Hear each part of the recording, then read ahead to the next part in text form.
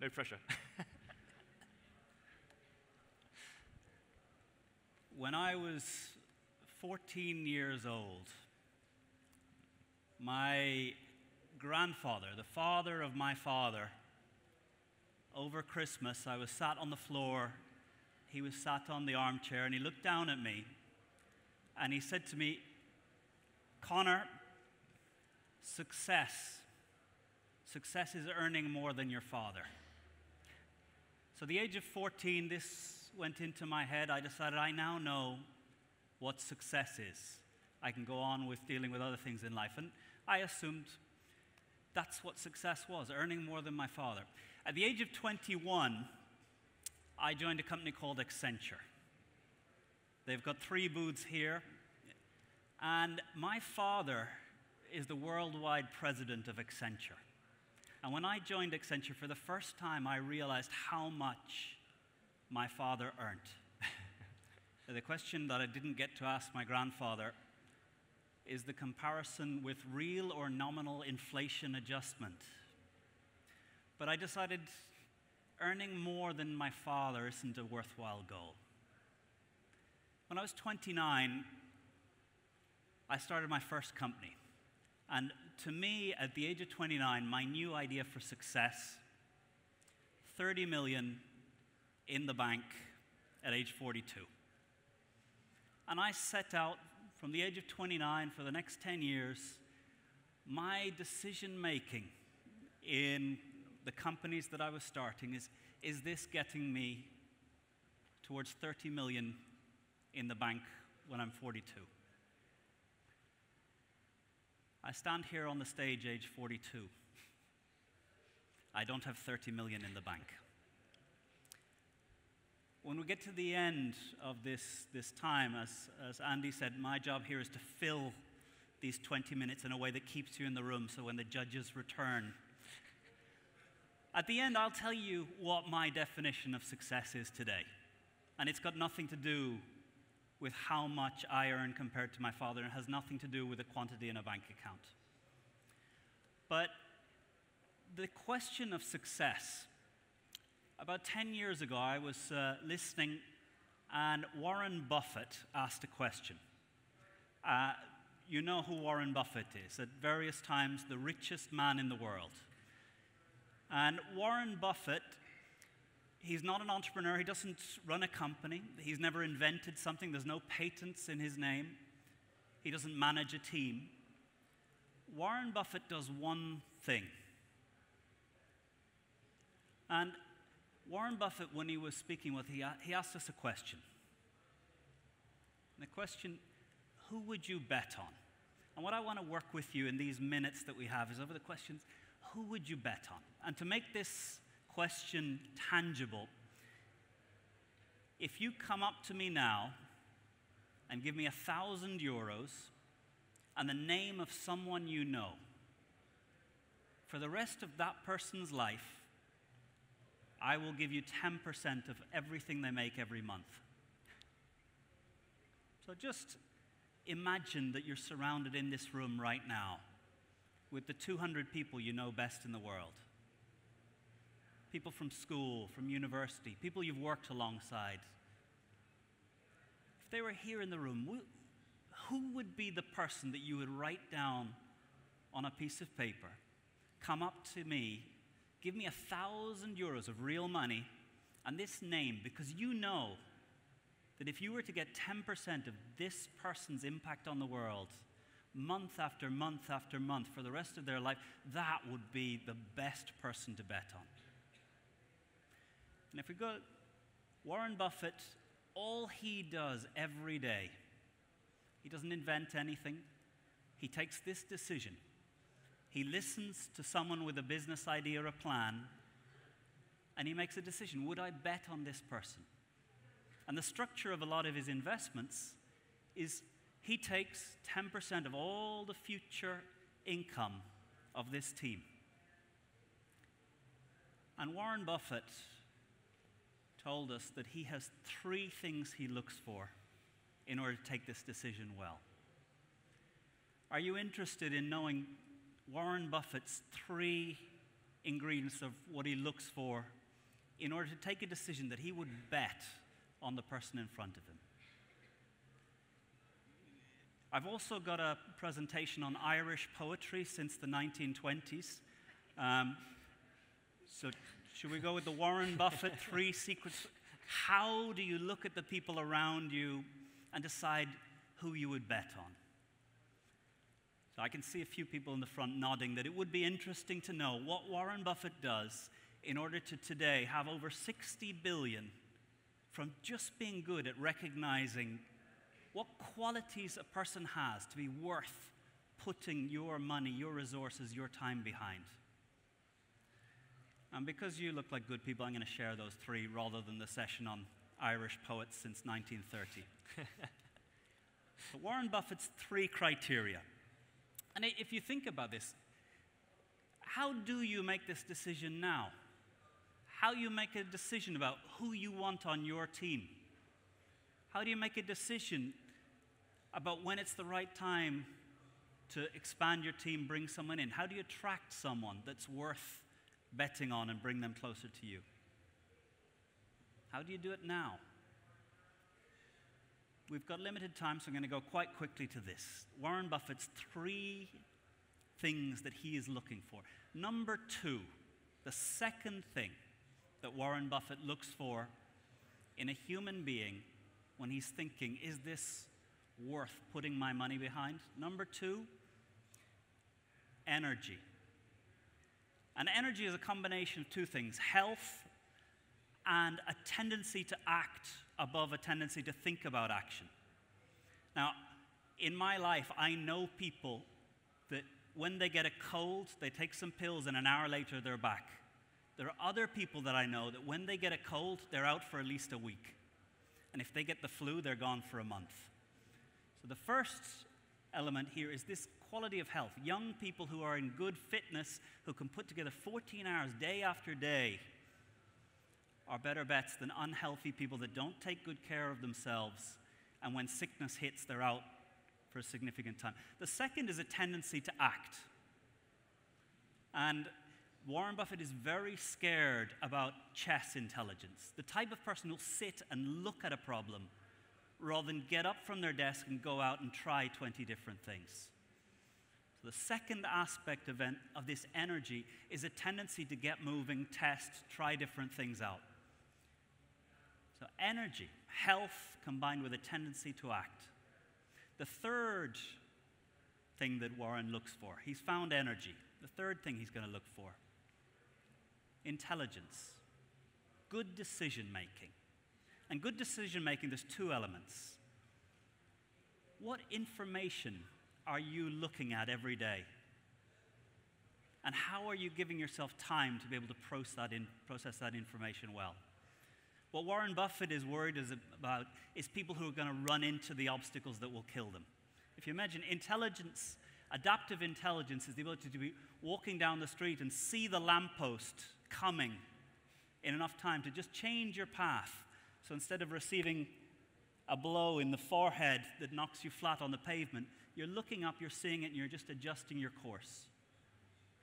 So he wants to see, what are you reading? What are you looking at? What information are you taking in? Who do you turn to get information about the future, about what's happening? How have you used your time here at the Mobile World Congress to see things, to see what's coming up, to see things that surprise you? And how do you take time to process that, to allow it to change you? So, number 2, energy. Number 3, intelligence. But Warren Buffett says, without criteria number 1, he would rather that you were lazy and stupid. Without criteria number 1, if you have lots of intelligence and lots of energy, but you're missing criteria number 1, you are a danger to yourself, to your family, to your company, to society. He would rather that you were quite lazy and a little bit dumb. Criteria number 1 for Warren Buffett, the most important in making a decision whether he would put his resources behind you, integrity. Integrity measured by you say no to most things. If you say yes to every request for your time, your attention, your money that comes in your email over your phone, you are taking your life and cutting it up into 1,000 little pieces and sharing it out to the priorities of other people. I think Brendan Burchard says, email is a wonderful to-do list of other people's priorities. Do you say no to most requests for your attention? Have you said no to something today? Because Warren Buffett's measure of whether you're living a life that is integral is that you say no to most things because you are clear on what you are here to do with the time, energy, and life that you have. So these are the three criteria that he looks for in a conversation to see whether he would bet, whether he would put his €1,000 to take 10% of all the rest of the time. And when he asked that question, there were 3 or 4 faces that came to my mind, friends of mine that I had a sense there's something in them. And I hope you have friends around you that when you think, would I bet on these people, these faces came to mind, that you surround yourself by the type of people that you would want part of them. But there's someone in this room today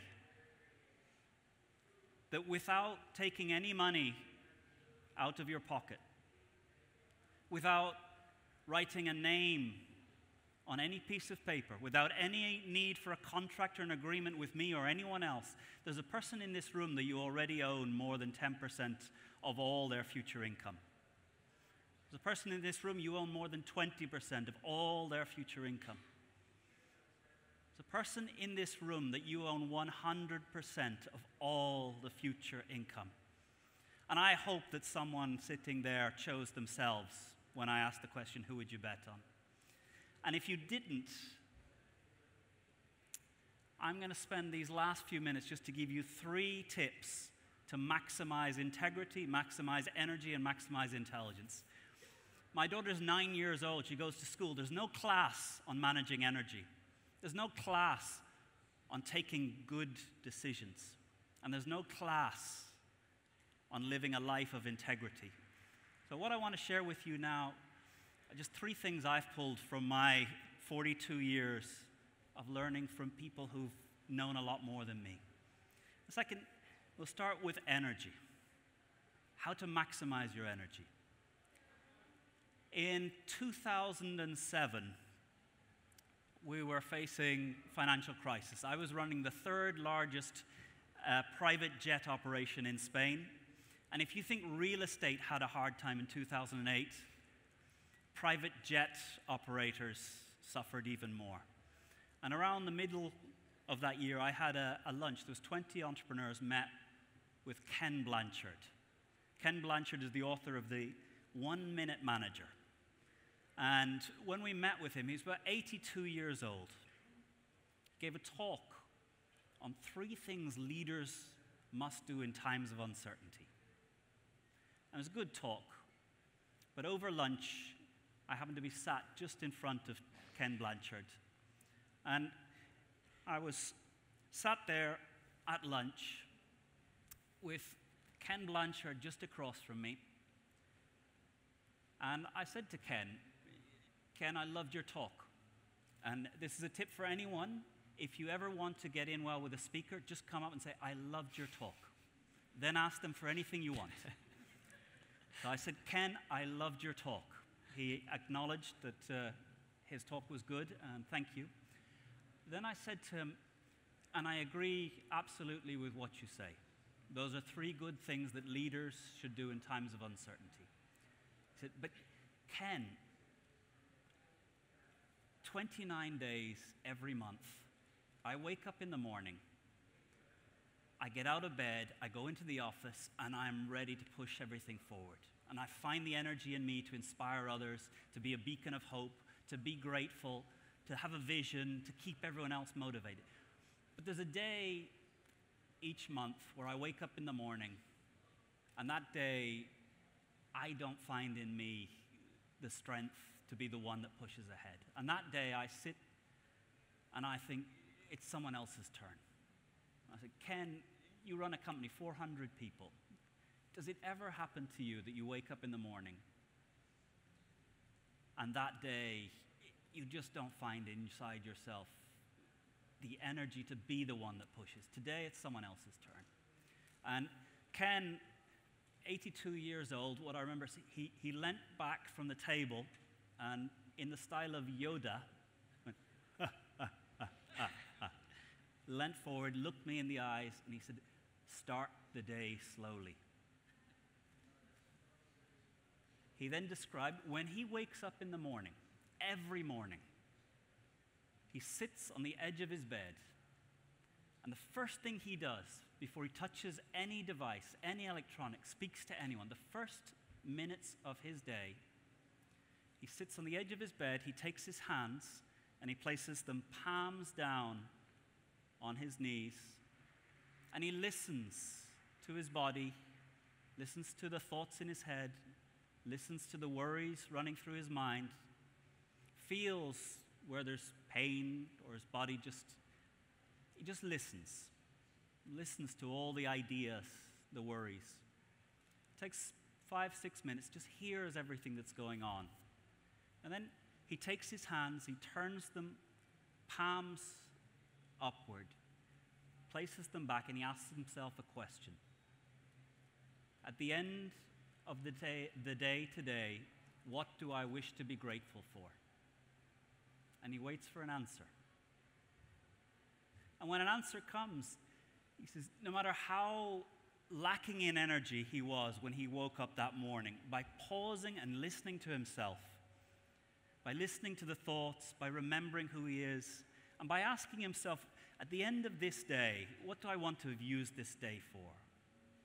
He always finds a way back to have enough energy to be a beacon of hope, to inspire others, to be grateful for each thing. Now, when he told me this, I sat there thinking, for the rest of my life, every morning, I'm going to do this. The next day, alarm went off, snooze, snooze, up in a rush.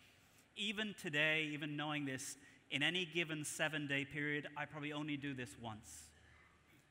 But when you wake up, and it's that one day of the month where you just don't find energy, taking these 10 minutes to listen to yourself and to wait, and then ask yourself the question, at the end of the day today, what do I want to be grateful for?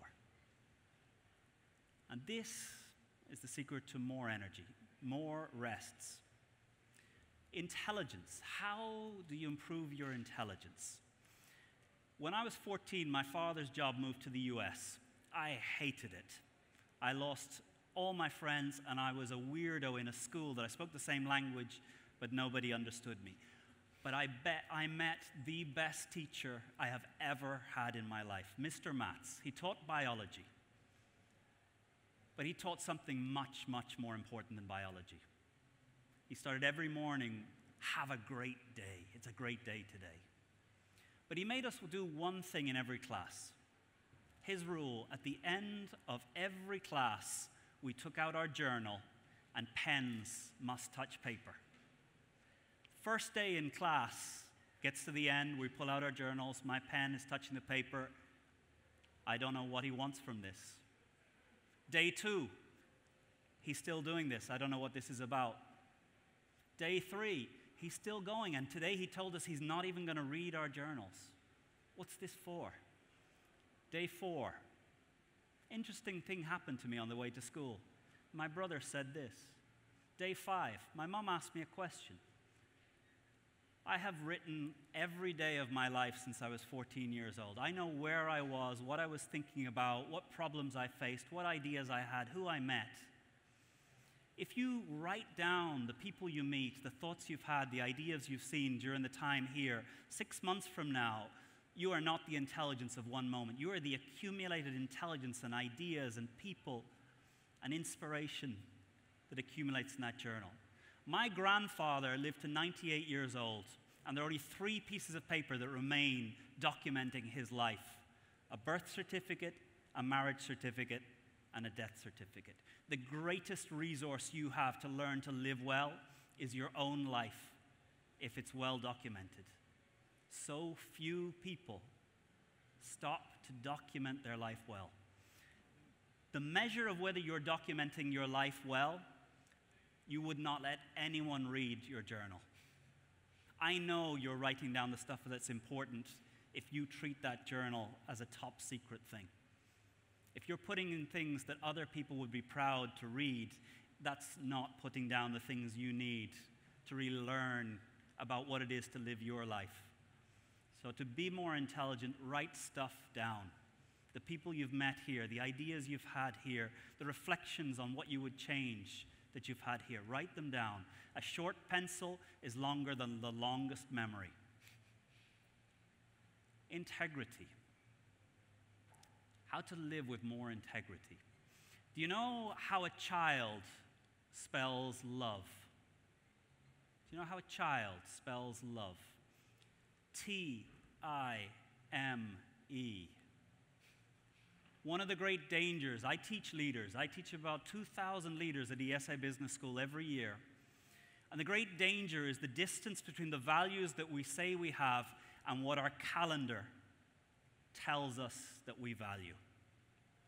What I would ask is over the next 168 hours, 1 week, you look at where the hours of your life are going.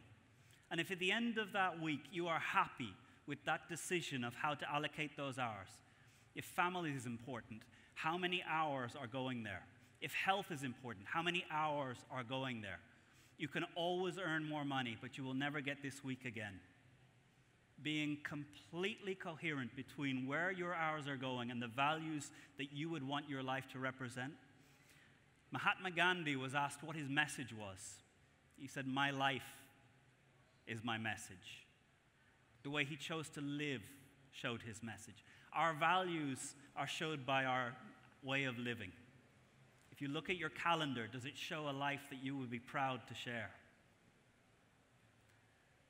What my grandfather told me when I was 14, success, earning more than your father, that is not what I think success is today. That is not what I want anyone to go away from this room thinking, that success has something to do with a relative comparison with a father, a brother, an uncle, a friend. We do compare and we will continue to, but it is not the definition of success. A certain amount, 30 million, that is not the definition of success. I like climbing mountains. If someone climbs Everest, they're a success at the summit and they're still a success when they come back down. If you start a company and you're rich, you are still a successful entrepreneur years later when it all goes wrong and you're poor. You've lived through it. For me, the definition of success that I live today and what I want to share with each and every one of you, success is to live a life so full of experiences that your grandkids want to hear your stories. And if 30 years from now, you are surrounded by young faces looking up at you as you tell the story of that night you went out in Barcelona, the people you met, the adventure you had during the Mobile World Congress. If you go out and you live lives that are full of entrepreneurial successes and failures, and you're able to tell the stories so that others listen, 30 years from now, my time here will have been a little drop of success. What I wish for all of you is to live lives that your grandkids want to hear your stories. Thank you very much.